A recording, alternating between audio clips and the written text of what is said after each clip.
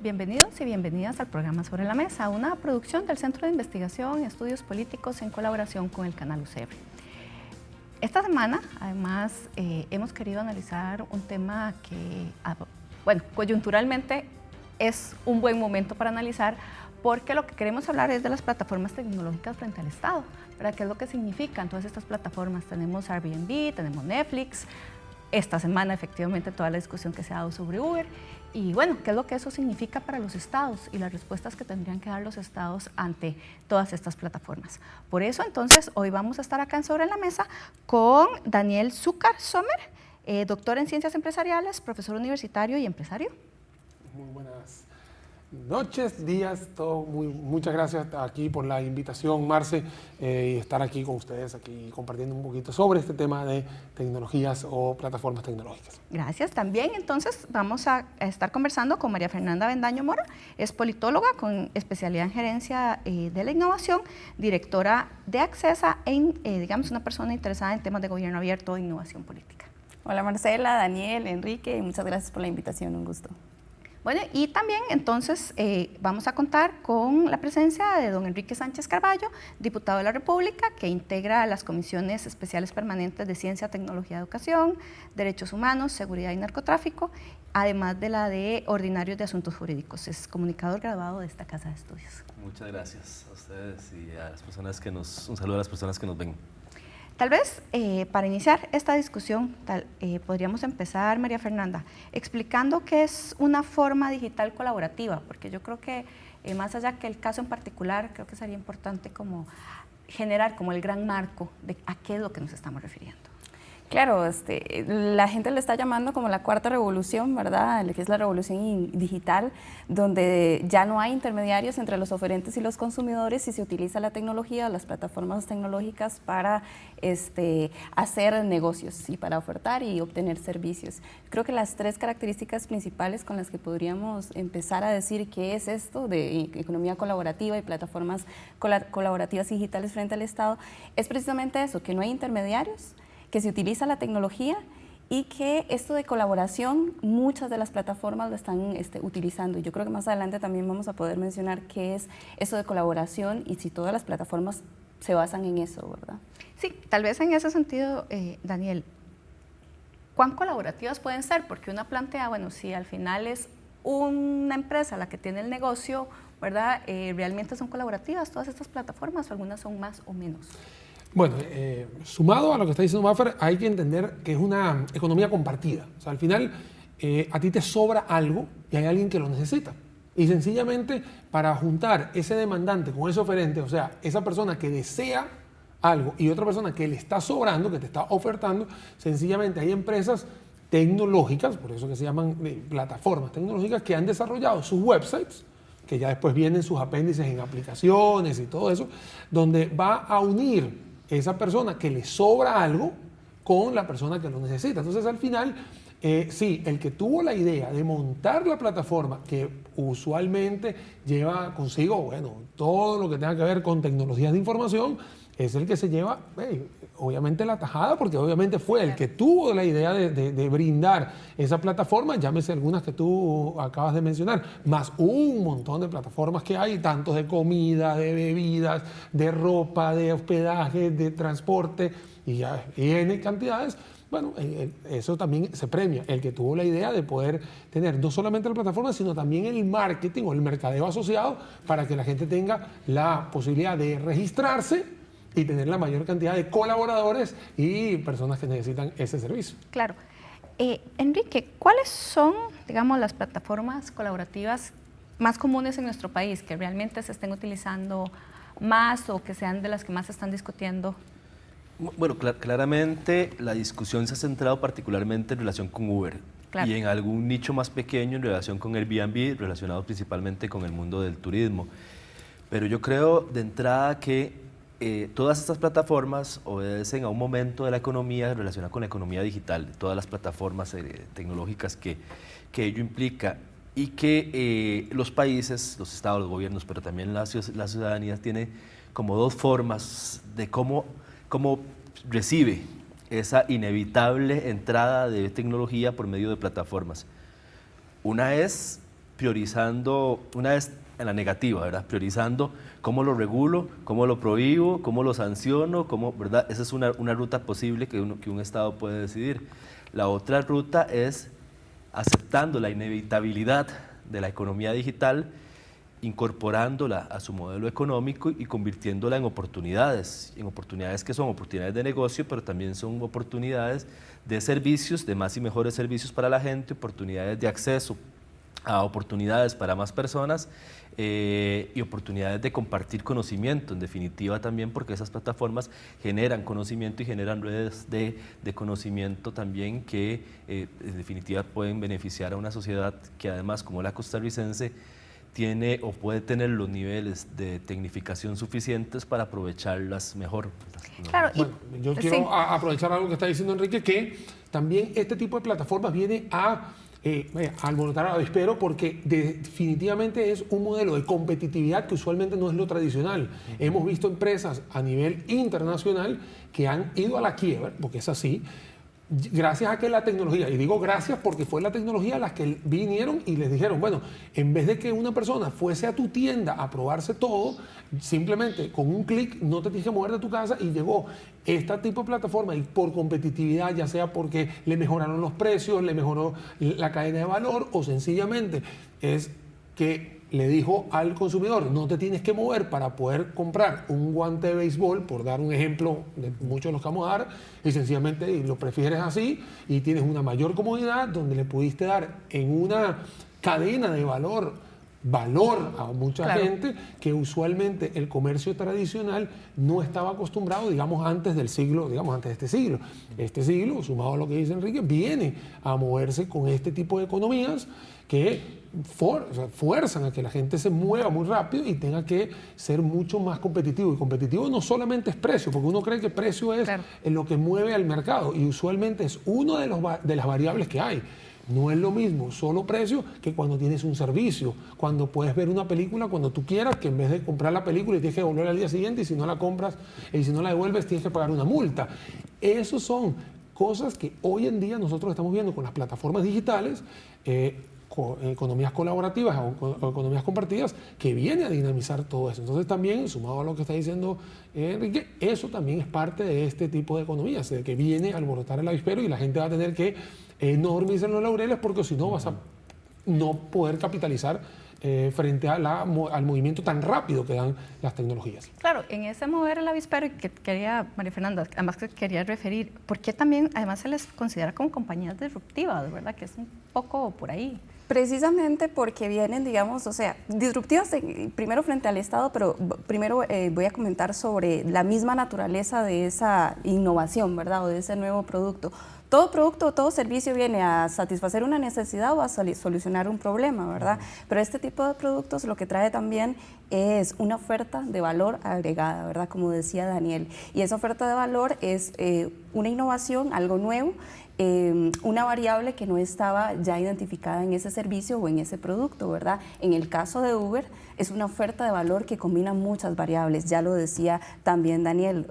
El costo, ¿verdad? La estructura de costos al basarse en economías digitales es menor, pero también la calidad del servicio, la eficiencia, que lo puedo llamar desde un celular, que sé cuánto me va a cobrar antes, que sé también la dirección, que me va a llegar la factura antes, ¿verdad? Todo eso le llamamos, eso que me diferencia de mi competencia es la propuesta de valor que viene a contestar todo lo que el consumidor de hoy quiere, ¿verdad? Y es entonces esa facilidad de lectura de las tendencias actuales, ¿verdad? Hoy el 50% de la población mundial es joven, menos de 27 años. Esa población es una generación que tiene otras costumbres de consumismo también, ¿verdad? Pero también tienen ideas sobre apertura, sobre colaboración, sobre compartir el conocimiento, sostenibilidad también, estilo de vida, cómo manejo yo mi tiempo, etcétera. Esa es la oferta de valor que es diferente a lo que el competidor, el que está ofreciendo hoy servicio de transporte, por mencionar un ejemplo, pero servicio de hotelería también me diferencia del competidor y responde a todas las necesidades y demandas que el consumidor tiene ahorita, ¿verdad? Y solo para agregar también lo que decía, que es también lo disruptivo frente al Estado. Cuando es una innovación, el Estado no tiene ahorita las regulaciones, ¿verdad? Y estas plataformas precisamente que son basadas en lo digital, presentan un reto importante porque son en línea, entonces no son materiales, ¿verdad? La capacidad de fiscalización del Estado también se vuelve todo un reto. Yo creo justamente en eso que le decía María Fernanda de lo disruptivo, es que podemos dividirlas como en dos tipos. Hay unas plataformas o unas de la economía digital que no generan conflicto, ¿verdad? La entrada de Netflix, la entrada de muchas otras, o sea, Spotify o muchos otros servicios, o la compra, incluso un montón de tiendas que ahora compras por Facebook, nada más, y no tienes que hacer nada más que el mismo Messenger de Facebook como hacer la compra. Esas no generan conflicto porque abastecen una necesidad con una mejora, con un valor agregado, que es la comodidad de hacerlo desde el celular, desde la casa y todo eso. Porque Uber sí genera conflicto, porque Uber llega al país y evidencia dos cosas específicas.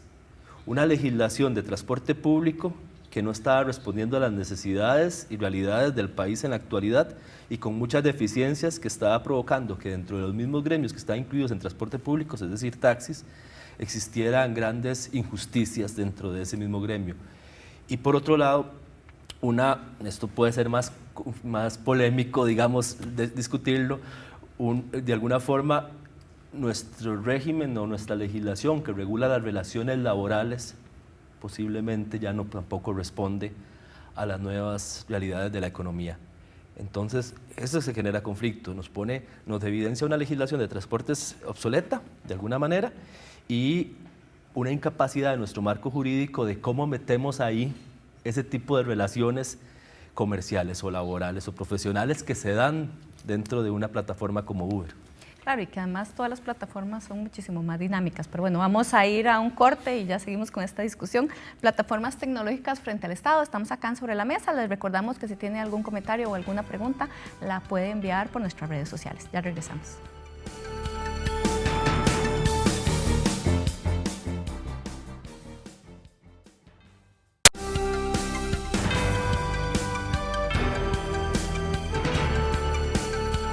Las economías colaborativas han marcado un cambio en el mercado. Compañías como Uber en el transporte, Airbnb en el turismo o Netflix en el entretenimiento han puesto en evidencia cuán frágiles pueden ser los modelos de negocio tradicionales y cómo la tecnología puede llegar a redefinirlos. La incursión de estas plataformas digitales colaborativas evidencia un marco obsoleto que crea conflicto social, pero que también facilita las tareas a sus usuarios.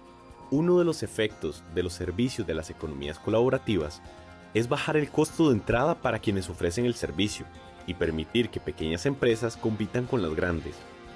De esta manera se puede dar un servicio del transporte sin pagar tarifas de taxi.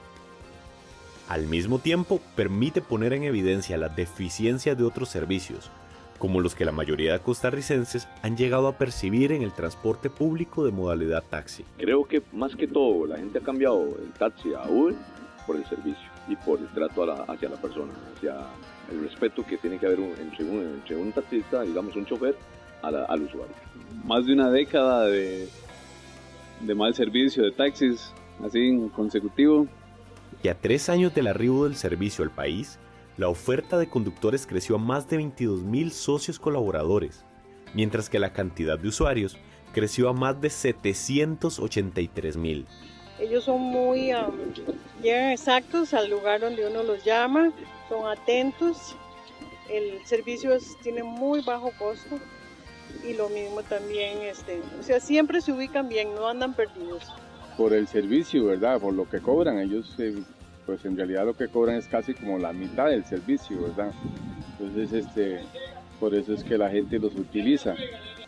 Tras numerosas protestas por parte del gremio de los taxistas, el gobierno reiteró que Uber es un servicio de transporte ilegal, pero al mismo tiempo reconoció tener limitaciones para impedir que siga funcionando en el país, siendo la legislación actual en temas de transporte remunerado de personas bastante anticuada, que impide aplicar medidas eficaces para regular el funcionamiento o garantizar la no operación.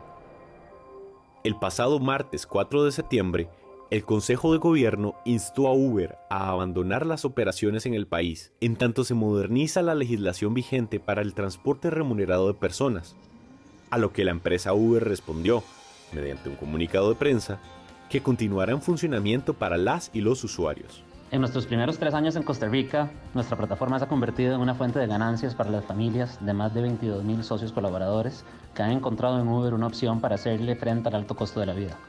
Somos una empresa legalmente constituida en Costa Rica y estas miles de personas no pueden dejar de generar ingresos en espera que se emita una regulación. Le hemos mostrado al gobierno, en repetidas ocasiones, nuestra voluntad de participar en las discusiones alrededor de una regulación moderna y diferenciada. Invitamos al gobierno a escuchar a los diferentes actores, ya que sabemos que es posible encontrar un esquema de regulación innovador e inclusivo, de la misma forma como se ha hecho en múltiples procesos regulatorios en más de 132 jurisdicciones alrededor de todo el mundo. Hoy ponemos sobre la mesa el efecto de las economías colaborativas en la institucionalidad costarricense.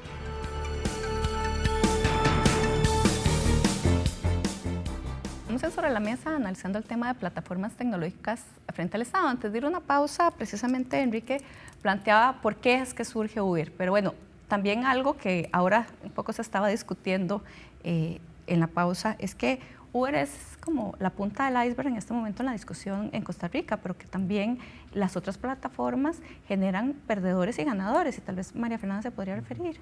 Así es, yo creo que, digamos, centrarnos ahorita en Uber es eso, porque solamente estamos viendo la punta del iceberg. Yo creo que es también lo que evidencia es un poco también el desconocimiento del gobierno, pero también de los políticos, y de no sentarse a ver la visión a futuro, ¿verdad? ¿Cuál es la Costa Rica?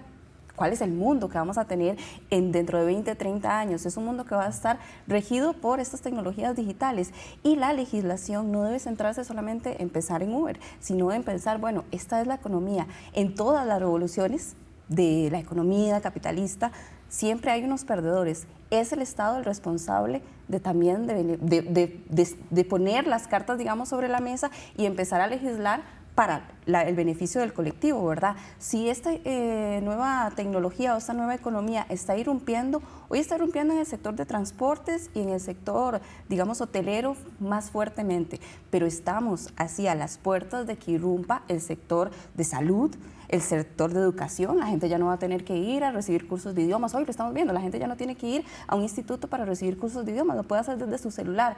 Todos los sectores económicos de alguna u otra forma se van a ver afectados por esta nueva economía. Lo que tiene que hacer el Estado es pensar a futuro y empezar a legislar y a regular. Yo creo que es un poco también el abrir la sombrilla y hoy centrarnos en el caso particular de la semana, ¿verdad? Por lo que está pasando, pero que es digamos, llegó para quedarse, como decía Enrique, ¿verdad? Llegó, es algo inevitable, y a lo que tenemos que pensar es en la sombrilla grande y en lo que viene, que es como una ola, una montaña de nieve mucho más grande, ¿verdad? Que solo Uber y que solo Airbnb, que son los más famosos aquí en Costa Rica. Sí. Lo que pasa, perdón, que yo coincido con María Fernanda en el sentido de que la discusión de Uber puede que en 5 años sea irrelevante, porque en términos de la tecnología, porque en 5 años posiblemente estemos discutiendo los autos autónomos y cuáles son las regulaciones para que puedan circular en el país, o la automatización de todos tipos de servicios y trabajos, y otras, la robotización, otras cosas que evidentemente van a ocurrir y que no estamos preparados para verlas con esa visión prospectiva y de, no sé, 30, 40 años plazos de cuánto vamos a durar. Pero lo que pasa con Uber es que nos enfrenta es la única aplicación, es el único servicio que es ilegal en el país. Es decir, Uber Eats no es ilegal, porque la distribución de comida no tiene una regulación tan rígida como el transporte de personas. Entonces, Uber Eats puede perfectamente funcionar igual que cualquier otra aplicación. Y en esta particular de Uber, pues es lo que mencionábamos antes, de que hay un conflicto con una legislación nuestra que claramente se quedó estancada en el tiempo, que se le fueron agregando parches cada vez más para resolver las demandas de los taxistas, las demandas de los porteadores después, y así de diferentes sectores se le fueron agregando parches, y ahora tenemos una ley de transporte que simplemente no responde, ni siquiera le cumple a quien debería cumplirle, que es a los usuarios, ¿verdad? Ni siquiera le garantiza a los usuarios un mínimo servicio de calidad, que es lo mínimo que debería hacer, ¿verdad? En esa lógica, Daniel, más desde digamos, los derechos de los consumidores, ¿verdad? Si uno lo plantea desde este otro lugar, ¿verdad? Que yo como consumidora debería tener la posibilidad de escoger el mejor servicio. ¿Qué privilegio? O sea, ¿qué se tendría que privilegiar de cara o privilegiar y seguir privilegiando el derecho, digamos, adquirido de un grupo que tiene en este momento concesiones de transporte público o a la ciudadanía para que pueda elegir su mejor servicio. Es que ahí es donde empieza a cruzarse el fuego cruzado. Yo quiero elegir el mejor servicio, yo quiero elegir mi mejor camisa o la mejor corbata o lo que a mí me dé la real gana, que es una expresión muy típica coloquial de lo que yo quiero hacer. Si me quiero ir a pie o me quiero ir contigo o me quiero ir con un taxi rojo o me quiero ir con un porteador, eso lo elijo yo. Lo que no es lógico es que un sector de la población tenga el monopolio de los taxis rojos, que agarre y el dueño de esas concesiones ni siquiera maneja un taxi porque todavía agarra y subarrienda o agarra a un taxista y lo pone a bretear, como se dice aquí, coloquial también, y le dice a él que me tiene que pagar mensual o semanal tanto porque el taxi rojo tiene que hacer. A su vez, el taxi rojo, y esto es muy claro, el taxi rojo es exigido mucho más que un carro normal, porque es un taxi, porque tiene que ir más veces a Riteve, que tiene que tener un control de todo su sistema vehicular, que a diferencia de las personas que utilizan el carro para un servicio colaborativo, tal cual si yo estoy aquí y tú vas al mismo lugar que yo o te puedo dar el ride, que es un aventón, o te lo cobro. Así de sencillo. Eso es lo que significa la plataforma de Uber, que es una persona que va a ir a un lugar y a otra persona que necesita ese espacio. Claro, como se ha programado el sistema de Uber, que tiene obviamente toda una estructura de cuánto cuesta el kilómetro, cuánto cuesta esto, eso obviamente lo hace mucho más robusto. Pero eso no deja de ser una plataforma que lleve a una persona a decir, si yo voy a ir de un punto A a un punto B y vos necesitas ir del mismo punto A al punto B, yo te llevo. Hay hace muchos años, antes que surgiera Uber o Lyft, que Lyft es la otra que hace lo mismo, o BlaBlaCar, que también son plataformas, aquí en Costa Rica no se ven con tanta popularidad como Uber. ¿Cuántas veces hay gente que dice, yo voy a contratar un servicio de transporte privado porque un ejecutivo de una empresa no se quiere montar en un taxi, sino que se quiere ir en un servicio ejecutivo? Y cuando hay gente que contrata una limusina, que es un carro mucho más lujoso, también es un servicio. Entonces, ¿por qué estos servicios que duraron muchos años estando, no había ningún problema y de repente aparece Uber con Uber y las otras plataformas a dar un servicio, te dan un caramelito, te dicen quién es el que viene, te lo hacen un carro que tiene menos de 10 años de antigüedad, porque ese es un problema y antes no había el problema. Eso es una cuestión, es un cuestionamiento que se tiene que hacer la legislación, los que legislan y decir, ok, el problema no es que nos están forzando a ser mejores, es que existe un tema de los taxis rojos que los tienen agarrados por el cuello a todos con un tema de concesiones, con un tema de pagos adicionales, con el tema del seguro, que es mucho, o sea, involucra mucho más pagos y es claro, ¿quién va a pagar eso? El consumidor a través de lo que le cobran en las Marías, que todavía eso es otro tema que yo creo que no cabe en esta discusión porque entonces nos va la hora, pero también hay otro tema que no sabes y entonces yo digo que el problema no es Uber. Al contrario, yo creo que Uber lo que vino fue a solucionar, como dijo Maffer al principio, y a despertar a quienes en algún momento estaban dormidos en los laureles y decir, ok, arregla esta parte. Hay que hacer una plataforma de taxi rojo. Vamos a hacer la plataforma. Que haya otras exigencias. Bueno, eso es lo que hay que hacer. Pero no son el tema de solamente una aplicación o de temas tecnológicos, porque vos mencionabas algo muy, muy cierto y es un tema. El conflicto social que genera esto es porque el taxista vive de su trabajo en taxi y ha ido perdiendo trabajo claramente frente a Uber, ¿verdad? Tal vez vamos a quedarnos con ese para que pueda, digamos, extenderse en lo que estaba planteando. Vamos a hacer la pausa. Estamos aquí hablando del tema de plataformas tecnológicas frente al Estado y ya regresamos.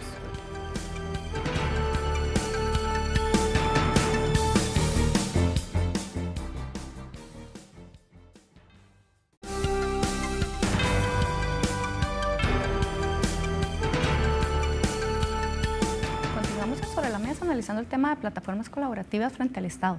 Antes de ir a una pausa, precisamente ya estábamos entrando a analizar el caso de Uber en particular, lo que significa este tipo, digamos, de tecnología desde la lógica también del servicio y desde los derechos de las personas que consumimos, ¿verdad? Desde los derechos de los consumidores de cara a otro tipo de servicios y a la escogencia que cada persona debería o podría tener de comprar un servicio, comprar cualquier cosa, ¿verdad?, con respecto a una decisión propia y también, bueno, por qué en este caso es tan controversial y en otros casos no lo es tanto.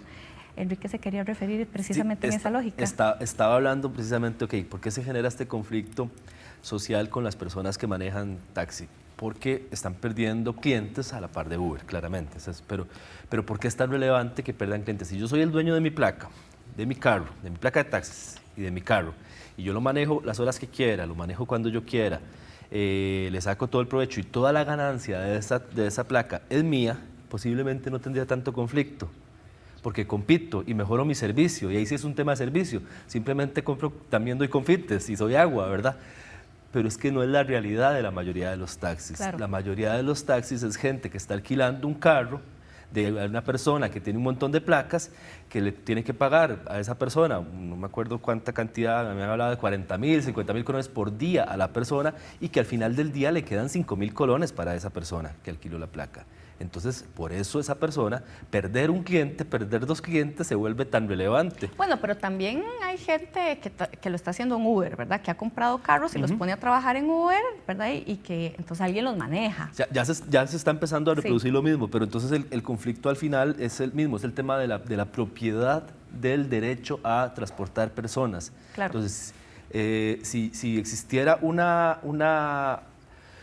vamos a ver, si la persona que va a transportar personas, ya sea vía taxi, vía Uber o cualquier otro sistema, tuviera que cumplir esa persona los requisitos para ella misma poder tener el derecho a transportar personas, pero nadie más, es decir, que la placa sea para una persona, eso significaría posiblemente liberar, quitar el límite de cantidad de placas existentes, un montón de cosas, pero resolvería el tema de que cada persona compite, digamos, en igualdad de condiciones, porque no tiene que pelear contra uno que es dueño del carro, uno que es dueño del Uber, o también es lo que está pasando también ahora con los Uber, ¿verdad? Con el alquiler de una persona que tiene 10 carros y pone a 10 choferes a trabajar. Va a terminar generando un conflicto similar en el futuro si no se regula también esa parte de la propiedad del que tiene la autorización para transportar personas. Claro, y se ha dado una discusión, Daniel, en el sentido de que algunas personas han planteado que es que Uber genera empleo, pero otras dicen, no, lo que genera es trabajo, no genera empleo.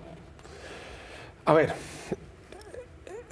para poner la definición de un empleo, o sea, el empleo es una persona que genera un ingreso y que declara ese ingreso no solamente en la tributación, sino también con sus cargas sociales. Eso es lo que se define como un empleo. Yo, si soy una persona que factura por servicios profesionales, no estoy empleada, simplemente soy una persona que estoy generando unos ingresos a través de una sociedad, que en este caso, una figura que se llama una figura física, pero es diferente a lo que es empleo. Entonces, lo que se corresponde o lo que usualmente uno conoce en la calle es que la gente que está en Uber no tiene empleo, no consigue emplearse, valga la redundancia, en un puesto de trabajo que tenga todas estas condiciones, y para poder llevar su sustento a su casa optó por esta iniciativa, como podría haber optado con una iniciativa de pymes haciendo empanadas, o podría haber hecho algún tipo de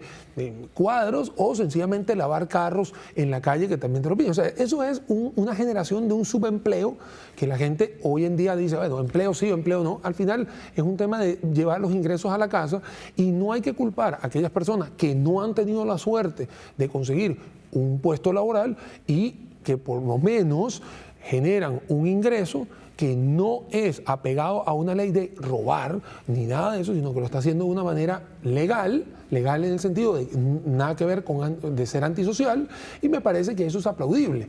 Que sí, que existe un tema de regulación, legalidad, como lo está diciendo Enrique, sí, y María Fernanda, que es el reto que tiene el gobierno hoy, de decir, bueno, vamos a empezar a regular o vamos a empezar a modificar nuestras legislaciones, porque el mundo va girando muy rápido, porque en algún momento Correos de Costa Rica enviabas la carta y hoy es email, ya sea Hotmail, Gmail, en la plataforma. Entonces, si ya todo el mundo se va migrando para allá, y Correos de Costa Rica, hoy nadie manda absolutamente nada de cartas, y Correos de Costa Rica empezó a enviar paquetería y tuvo que mudarse para allá, eso quiere decir que evolucionó el Correo de Costa Rica, que lo que menos que manda es una carta. Entonces, claro, creo que todos tenemos que ir viendo a una visión a largo plazo de que las cosas se van a ir moviendo y van a ir solapándose las tecnologías sobre lo tradicional, como han ocurrido en otros rubros, en otros segmentos, desde el punto de vista comercial o desde el punto de vista de plataformas digitales de televisión y radio y bueno y todo. Bueno, les recordamos que si tienen preguntas o comentarios los pueden hacer por redes sociales para, ¿verdad?, un poco avivar, digamos, la discusión. María Fernanda, de hecho, más allá, digamos, de la discusión también de empleo y trabajo, que me parece importante, vamos a ver, Uber es una empresa transnacional, no es cualquier cosa, que a veces pensamos que solo los que manejan los vehículos, y en algún momento se estaba, digamos, planteando que en realidad es una empresa bien estructurada, que tiene una serie de elementos que serán importantes. Tal vez nos podrías explicar como qué es Uber en general, ¿verdad? Sí, yo creo que, digamos, la relevancia del tema, digamos, no es o tiene una relevancia también el conflicto social, pero pone en evidencia primero los retos que tiene el Estado, el nivel de expertise que tiene que tener el equipo de gobierno. No conocen sobre tecnopolítica y sobre estas plataformas, y a veces pareciera que no dimensionan la superpotencia empresarial que es, ¿verdad? Y los riesgos que estas empresas tienen, ¿verdad? Cuando llegan, los riesgos que tienen para el usuario también, ¿verdad? Porque te dan una gran oferta de valor, pero también, como no está regulado, no sabemos también o no podemos exigirle aporte tributario, pero tampoco no podemos regular el manejo de los datos que se hacen en esas plataformas. Y entonces el Estado se enfrenta, digamos, a una fiscalización imposible casi, ¿verdad? Ahí es donde está, digamos, el reto. Y se enfrenta también a veces, yo lo veo como que hay un temor, digamos, de gobierno, de la gente que está en este momento también en la Asamblea Legislativa, por regularlo, porque se enfrentan, digamos, a una empresa que tiene marketing, que tiene lobistas, que tiene un equipo de prensa extraordinario, y el gobierno con una poca, digamos, lectura de lo que esta empresa puede hacer, ¿verdad? Y de cómo ha irrumpido, ¿verdad? Y los riesgos que tienen los usuarios, ¿verdad? Yo creo que la responsabilidad del Estado es no solo regularlo para, digamos, lograr que los perdedores, podríamos decir aquí, no sean tan perdedores, buscar el beneficio colectivo, pero también tratar de comunicarle y de educar a la ciudadanía qué es lo que implica estas economías colaborativas. Porque están manejando mis datos, porque saben mi tarjeta de crédito, porque están accediendo a donde yo voy, a donde yo llego, y si lo uso regularmente, me están conociendo mi ruta, ¿verdad? Y eso entonces también conocen cuál es mi estilo de vida y empiezan a utilizar esos datos también para venderlos y para manipular también la información. No hemos hablado todavía de Facebook, que es también una tecnología que viene, digamos, a irrumpir y a ser disruptivo en una dinámica social que yo creo que todavía no estamos vislumbrando, ¿verdad? Y al otro lado tenemos también emprendedurismos. Costa Rica también están naciendo emprendedurismos en esta misma lógica, ¿verdad? Hace poco salió una que se llama Ride Work o Work Ride, que es lo mismo que Uber, pero nada más de compañeros de trabajo. De compañeros de trabajo que, bueno, nos ponemos de acuerdo como un carpooling o compartir el carro para ir de un lado a otro, ¿verdad? Pero utiliza también una plataforma que está ahorita naciente. Entonces, si empezamos a regular desde la visión de esta superpotencia a la que nos estamos enfrentando como Uber o como Airbnb, vamos a tal vez ignorar estos emprendimientos que están saliendo también incluso en el país, ¿verdad? Y lo último que quisiera es poner sobre la mesa también es que todo eso viene también a reactivar la economía. Entonces tampoco podemos ignorar esa reactivación de la economía que está sucediendo en el país con subempleo o con empleo, esclavizado o no esclavizado, es una reactivación de la economía. Y el país tiene que realmente, en este momento, más que en otros, velar, no por regular la competencia, sino porque sea una competencia justa, ¿verdad? No por cerrar la competencia, sino porque la competencia sea justa. Claro, y es que ahora, precisamente, María Fernanda ponía algo muy importante, y es el tema de los datos. A veces a la gente se le olvida o tan siquiera le pasa por la mente que meterse en Facebook y hacer un jueguito en Facebook implica que estás vendiendo, o sea, que estás generando, digamos, información. Igual el tema de Uber, ¿verdad? Bueno, pero aquí hay un tema que es el libre albedrío.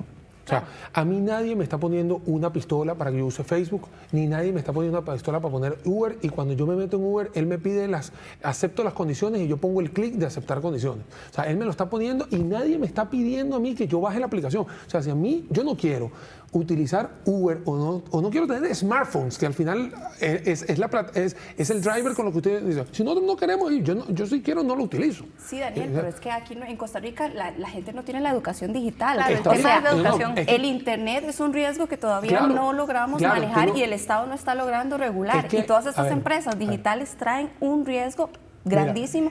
Incluso son empresas estas, por ejemplo, como Uber y con Airbnb, son empresas que no tienen aquí su matriz o su dinero, ¿verdad? Los llevan a Irlanda y después los pasan a también empresas offshore para no pagar impuestos. O sea, ¿el país de qué se está beneficiando? De que aquí se esté generando esa activación de la economía, pero que no se está quedando nada, ¿verdad? Y el país no tiene tampoco las herramientas para enfrentarse a estas empresas que están manejando esta información de la ciudadanía, que sí es responsabilidad del Estado educar.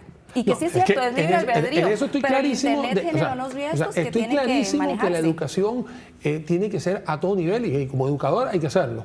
Pero nadie te está poniendo una pistola para que lo hagas. O sea, nadie te está diciendo tienes que poner tu tarjeta de crédito para... O sea, te está diciendo, si usted quiere gozar de esta plataforma, usted lo tiene que hacer. Y nadie te está diciendo hacerlo. Pero regálame un minuto. Si tú quieres regularlo, sí, es verdad, el 30% de lo que se factura en Uber va para Uber en Estados Unidos y Uber en Estados Unidos está reportando sus ganancias. Si tú tienes ese 70%, de una factura de 10.000 colones, 30 se fueron para Uber y 7.000 te entraron a ti, la educación que tiene que tener esa persona es declarar esos 7.000. Y si esa persona no declaró esos 7.000, eso ya es un problema, no del Estado, de un problema de trazabilidad completa que todo el mundo lo tiene. Entonces, acá sí estoy y coincido contigo de que tiene que haber una educación, pero la culpa no es de la gran empresa que viene. La empresa te está dando la plataforma, te está diciendo, acá tienes esto para agarrar y tener la solución del punto A y el punto B en esto, porque Netflix, si tú quieres, yo me quedo solamente con los canales tradicionales y listo, pero yo agarré y me voy a poner Netflix o las cableras. Claro. Tú eliges. Sí, perdón, vamos, disculpen, que es que tenemos que hacer un corte. Ya no, otra vez lo tuve que cortar a usted, pero vamos a una pausa y ya regresamos acá sobre la mesa.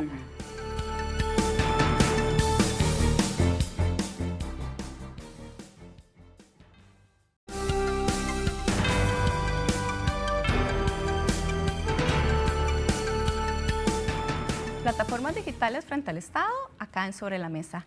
Nos plantea Cristina Cubero desde Facebook un desafío para todos, importante tema. Y bueno, antes de ir a una pausa, precisamente Enrique quería también un poco opinar sobre esto que estábamos hablando más desde la educación también digital, de lo que significa utilizar todas estas plataformas. Más que todo es que cuando Daniel cita, nadie le pone una pistola en la cabeza a alguien para utilizar una Netflix o cualquier plataforma digital, es cierto, pero es que esas plataformas son parte de las tecnologías a las que las personas tienen que tener el derecho a tener acceso y aprovechar y a utilizar para entretenimiento, para recibir servicios.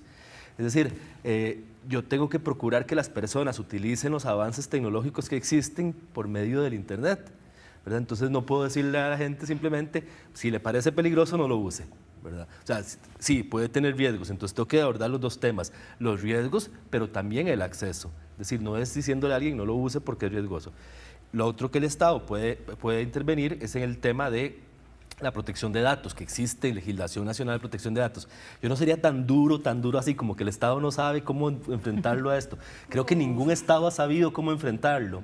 Ningún Estado está preparado para enfrentar tan rápido cómo ingresa a la economía digital. Todos los estados. En este momento, el Estado costarricense hace lo que la normativa, en el caso específico de Uber, hace lo que la normativa le permite hacer, que es mal lo que le permite hacer, que está mal lo que le permite hacer, porque lo que le permite hacer es decir que Uber no puede operar, y está mal. Pero en esa línea, de hecho, Willy Ramírez también nos dice, si Uber paga al Estado por su excelente servicio, bienvenido sea, pero ahora está fuera de la ley, ¿verdad? Entonces ahí, y también yo quería preguntarle, porque bueno, ¿cuánto afecta el pronunciamiento del Consejo de Gobierno de invitarlo a abandonar sus operaciones en el país? Digamos que ahí es donde uno dice, ahí digamos, perdón, pero es que ahí o sea, está claro que esa instancia no tiene ningún sentido práctico ni ningún sentido de visión de cómo el Estado tiene que asumir las tecnologías. Está clarísimo que está así. Y ahí es donde uno se pregunta, ¿pero quién los está asesorando? ¿Pero dónde están ubicados? Pero es que Uber tiene 3 años de estar en el país, y quien tiene pero vuelve a ver al mundo. No, o sea, vuelve a ver al mundo y vuelve a ver a la región. Lo que me refiero es que nosotros volvemos a ver, ok, el presidente tiene que resolver, no, es que la Asamblea Legislativa es la responsable de que en 3 años de vigencia de Uber, Carlos, en el país nadie haya resuelto nada. Sí, pero este gobierno lo puso como promesa en campaña. Entonces uno esperaría que se tome las cartas en el asunto y que trabaje sobre promesas que cumplió y que no patee la bola para adelante. Yo soy diputado de gobierno y tengo un proyecto presentado sobre Uber. Soy diputado del partido de gobierno y tengo un proyecto presentado por Uber que vamos a empezar a discutir. Es la contradicción del gobierno y su equipo en la fracción en la Asamblea Legislativa. El gobierno, el Ejecutivo puede hacer lo que el marco jurídico le permite hacer. El Ejecutivo no puede aprobar una ley ni modificar una ley, lo podemos hacer nosotros en este momento. Y otra cosa que el gobierno tiene que hacer, y es muy complejo en este momento país que vivimos, es administrar el conflicto social. Es una labor que eso sí lo tiene que hacer el Ejecutivo, administrar el conflicto social. En un momento en que tenés un proceso de reforma fiscal discutiéndose, huelgas por acá, anuncios de huelga por allá, entonces el gobierno tiene que administrar ese conflicto social, ¿verdad? Eso no significa que el gobierno vaya a abandonar la promesa de, en un momento determinado, decir, este proyecto, si lo apoyo, lo impulso y pido y lo convoco, por ejemplo, en un periodo de sesiones extraordinarias, ¿verdad? Yo creo que son momentos de temas, y la preparación de los estados, efectivamente los estados no siempre están preparados para asumir esto, no Uber, asumir algo más grande, lo más grande que es lo que puede ocurrir. La Asamblea Legislativa tampoco, la Asamblea Legislativa se queda en una discusión muy pequeñita. Nosotros estábamos planteando de un inicio, voy a hacerlo muy rápido porque se me puede hacer largo, la idea de generar en la Asamblea Legislativa una comisión legislativa de asuntos del futuro, que no vea leyes de hoy, sino que vea estas discusiones que planteaba María Fernanda con visión prospectiva para hacerle recomendaciones e informes a los poderes del Estado, a las instituciones, además de qué hacer una comisión en la que no participaríamos solo diputados y diputadas, sino que sería abierto a las universidades, a centros de estudios, centros científicos, de investigación, o sea, hacer de verdad un foro de discusión sobre cuáles son esos retos que nos van a agarrar un día sin estar preparados. Otra vez, María Fernanda. A mí me gusta mucho esto último que está mencionando Enrique, y precisamente es la propuesta un poco de la organización en la que yo trabajo, y es empezar a hablar o a discutir los problemas, la política pública, pero también la legislación, igual, con esta visión de innovación abierta. Cuando nos referimos a innovación abierta, es sentar en la mesa a todos los actores involucrados, los stakeholders, esta hélice que ya, digamos, se encuentra en Internet, academia, sociedad civil, los empresarios, el gobierno, y sentarlos a la mesa y empezar a co-crear y a trabajar conjuntos para la solución, ¿verdad? Yo creo que la propuesta de utilizar la innovación y esta herramienta y esta metodología de innovación abierta y de co-crear una legislación es la ruta que vemos más viable para estos problemas sociales que son tan complejos, ¿verdad? Y que generan también muchas posiciones encontradas a nivel social, ¿verdad? Lo que pasa es que yo creo que yo estoy claro con la visión de futuro. Y aquí yo creo que los 4 estamos creados con la visión de futuro. Y cuando salgamos de aquí, todos nos vamos a intercambiar por medio de plataformas, ya sea WhatsApp, las fotos de ahorita y todo lo que queramos. Sí. El problema no es el futuro. El problema son los retrógrados que todavía creen que están en el año 80. El problema son los tipos que están con el tema de las placas, el tema de los taxistas, el tema de las huelgas. Ese es el problema. El problema no es tomando las decisiones o bloqueando las calles. El problema no es el futuro, porque tú lo acabas de decir, Fernanda, el futuro va a venir y seguramente nuestros hijos que ya vienen con un chip incorporado, mis hijos ya utilizan los celulares muertos de risa. Entonces, el problema no son mis hijos, no son tus hijos, no son nuestros hijos, son aquellas personas que todavía creen que están en el año 80, que todavía hay que utilizar un fax, que todavía hay que hacer 20 cosas para tomar una decisión, que hay que hacer 20 grupos para tomar una decisión. Hoy el mundo gira muy rápido, y hay que tomar decisiones. no queremos tomar decisiones, queremos reunirnos con todo el mundo y queremos quedar bien con todos los gremios. Y hay que decirle a los gremios que están todavía estancados en el año 80, señor, las leyes son del año 2020. O sea, nosotros tenemos que pensar en leyes de 2020. ¿Por qué? Porque ahora se está moviendo así. Pero si nosotros no pensamos y queremos seguir satanizando a Uber, o satanizando a Airbnb, o satanizando a Netflix, o satanizando cualquiera de todas las cuñas que estamos dando todo aquí, sí, porque aquí le estamos haciendo cuña gratis a todos estos, sí, porque no creo que nos estén pagando.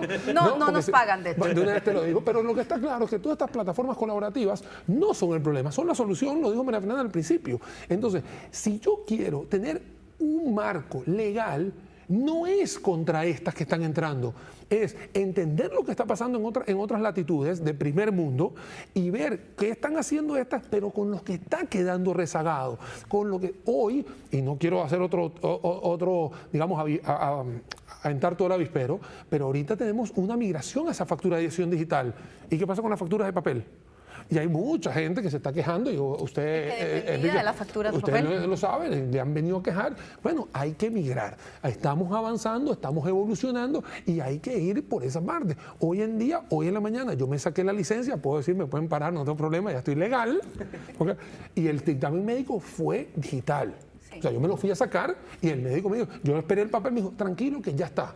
Eso se llama evolucionar. Entonces, si las plataformas de economías compartidas, como todas las que hemos hecho aquí publicidad a lo largo de todo el programa, tienen la solución a muchos problemas, bueno, velamos porque la gente que está quedando rezagada, en este caso los taxis rojos y los porteadores, porque no los podemos dejar, porque es la primera vez que los veo juntos, sí, porque tengo muchos años en Costa Rica y la primera vez que los veo juntos peleando por un bien común, en este caso, bueno, hay que analizar qué es lo que está sucediendo con ellos para volverlos más competitivos a ellos. No minimizar a Uber, es volverlos competitivos, e igual como lo dijo Enrique, si yo tengo una persona que es dueña de un carro, de un taxi, que es su placa, que es su concesionario, y él va a trabajar por esa placa, que él se vuelva competitivo en las mismas condiciones con la persona que está compitiendo. Sí, de nada sirve regular Uber si no regulas o desregulas más bien muchas de las normas que existen actualmente. Esta que está aquí.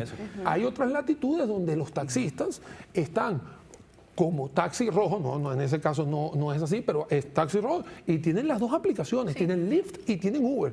Y uno les pregunta, ¿por qué? Bueno, porque yo tengo que llevar comida a mi casa y si no la llevo por este lado, la llevo por esta plataforma o la llevo por esta plataforma. Y si tengo que hacer Uber Eats, digamos un apéndice de esta, también lo va a hacer. Entonces creo que el tema no es cuestionar el futuro, porque en eso yo creo que estamos aquí todos claros, es ver qué ha pasado, qué se ha quedado rezagado y modernizarlo. Claro.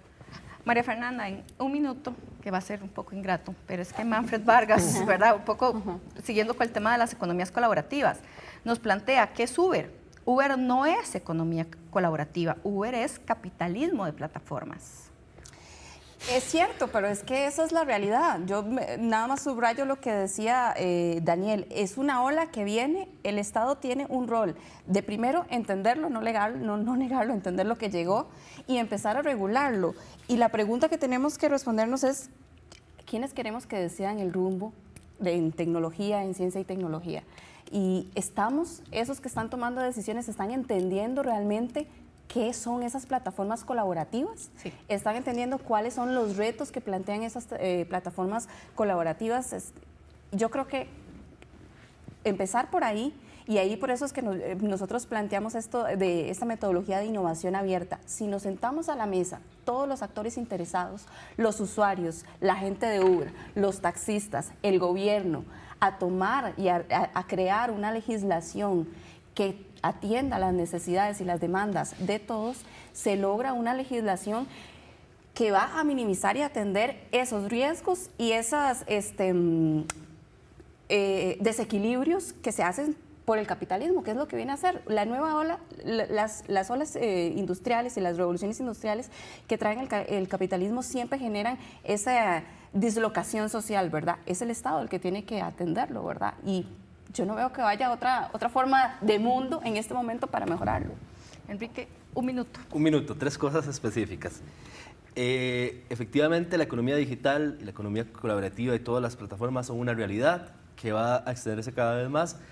Lo que nos toca no es tratar de meter eso tan grande en nuestro marquito normativo, sino abrir nuestro marco normativo para entender esa nueva realidad. Entonces, es la visión al revés. Segundo, de acuerdo con María Fernanda, en el tema de que hay que abrir el esquema de la participación en esta discusión a sociedad civil, organizaciones, academia, muchos actores.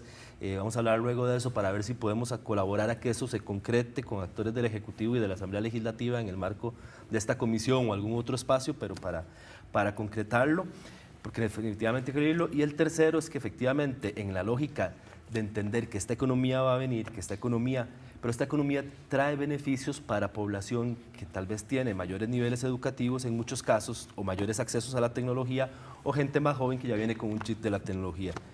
En esta discusión hay que olvidarse de no dejar a nadie atrás también, ¿verdad? De no dejar a la gente que no tiene esa preparación para enfrentarse a esa economía, simplemente dejarla, ya se quedó rezagada, dejémoslo ahí. Como decía Daniel, hay que ver cómo estas personas las montamos también y las incorporamos a ese modelo de desarrollo que el país quiera ver, digamos, en la Costa Rica del Bicentenario. Claro, entender que esta es una discusión mucho más amplia, ¿verdad? Como decíamos, Uber es un punto, pero en realidad el tema de las plataformas colaborativas tienen que ser un punto, digamos, de atención del Estado, porque no es como que podemos meter, ¿verdad?, en nuestra legislación lo que está pasando, todo lo contrario, tenemos que ver a futuro sobre cómo esas plataformas más bien van a crecer, van a reproducirse en nuestros países y qué respuesta les vamos a dar como Estado, ¿verdad?, a todas estas, digamos, dinámicas y todas estas innovaciones que se están dando.